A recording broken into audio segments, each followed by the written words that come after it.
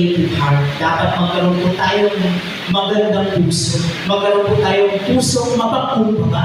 Magkaroon po tayong pusong mapaglingkod. At magkaroon po tayong pusong mapagmahal gaya ng ating Panginoong Jesus. Amen. Hallelujah. Ang sunod po, dyan sa susunod yan, paano ba magkaroon ng reload, no? Yung ating buhay spiritual. Anong sabi yan? Lovable person. This is it. Tingnan po natin yung katabi natin.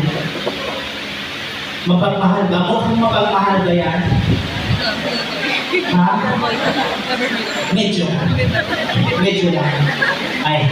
So ngayon, mga kapatid, kapwa ko kabataan, ito yung kailangan natin kung paano po magkakaroon ng tinatawag na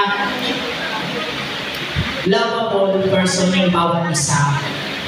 Yung inaalala mo yung iyong kapatid. Yung binamahal mo, no? Hindi lang yung jowa mo, girlfriend mo, hindi lang yun. Kundi ang Diyos. Diba?